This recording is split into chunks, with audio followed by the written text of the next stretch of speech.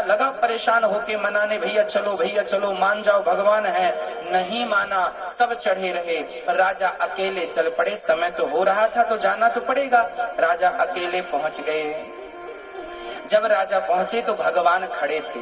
अरे आपने तो कहा था अपने गांव वालों को लाएंगे, आप तो अकेले आ गए, गांव वाले कहाँ हैं? राजा रोने लगे, महाराज मैं गांव वालों को तो लेकर ही आया था, पर गांव वाले सब सोने में, पैसे में और हीरे में उलझ गए। यदि वो उसमें ना उलझते तो आज उन्हें मेरा दर्शन अर्थात प्रभु आपका दर्शन जरूर होता, पर उलझ गए। राजा ने ही दर्शन किया। जो नहीं उलझा वो पहुंच गया, जो उलझ गया सो उलझ गया। बस मेरी माँ, ये छोटी सी कथा है, ये हमारे लिए है। वो लोग जो सोने में, पैसे में, हीरे में जो उलझे थे, वो लोग और कोई नहीं है, हम ही वो लोग हैं। जरा आप बताओ ना, क्या हम पैसों में, सोना में, हीरे में नहीं उलझे? बताओ अपनी आत्मा से पूछ के, अपने भीतर से पूछ के, क्या हम नहीं उलझे? हाँ, यदि हम ना उलझते पैसों में, हम ना उलझते अपनी मान बढ़ाई पद प्रतिष्ठा में, तो क्या हमें भगवान का दर्शन ना होता? जो नहीं उलझे उन्होंने तो पाया है ना, पा लिया। हम नहीं पाए, क्यों? क्योंकि उलझ गए ना। तो मेरी माँ, भगवान के मिलने में देर नहीं है, हमारे सुलझने में देर है। हम उलझे हैं, हम सुलझ जाएं तो भगवान तो हमें मिलेंगे ही मिलेंगे, उन्हें मिलने से कोई रोक नहीं सकता। हाँ, आपने नाम सुना होगा कर्माबाई का, सुना कि नहीं? सुना है? क्या नाम था उसका? कर्माबाई। कर्माबाई थी जाट की छोरी। एक जाट जी थी।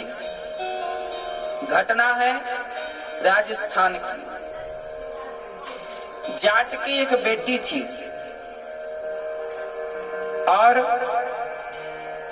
वो जाट की बेटी, उनके जो पिताजी थे जाट जी, बड़ा भजन करते थे भगवान का, बड़ा प्रेम था भगवान के श्री चरणों में। उन्हें भोग लगाना, उन्हें स्नान कराना, उनकी पूजा करना, उनका चिंतन करना, उनका भजन करना, सारी चीजें वो बड़े प्रेम से किया करते थे। एक पल के लिए भी भगवान को विसारते नहीं थे जाट जी। अचानक जाट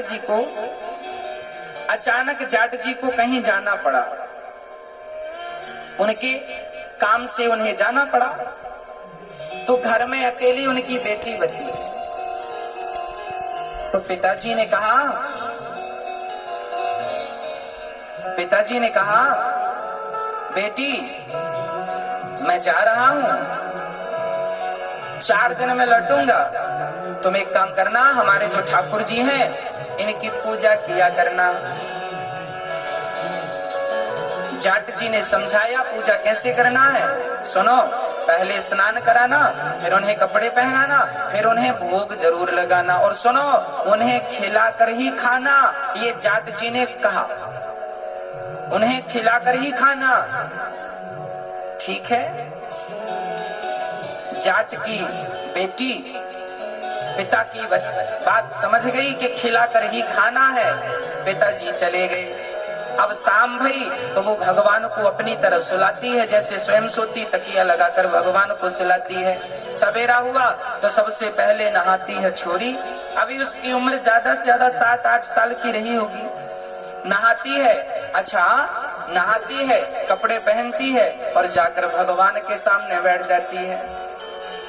भगवान को स्नान कराती है, भगवान को कपड़े पहनाती है और जल्दी से भगवान के लिए, छोटी सी थी, उससे कुछ बनता तो था नहीं कि वो 56 भोग बना सके, तो आज खीचड़ो बना के ले आई। अब खीचड़ा लेकर आई और ऊपर से घी डाल दिया उसने देसी, और भगवान से कहने लगी, हे भगवान खाओ, हे भगवान खाओ। भगवान, पिताजी ने कहा था खिलाकर ही खाना, तो उसे ये पता नहीं था कि भगवान कैसे खाते हैं। उसे तो ये लगा जैसे हम खाते हैं, वैसे भगवान खाते होंगे। देखो भक्ति सच्ची होनी चाहिए।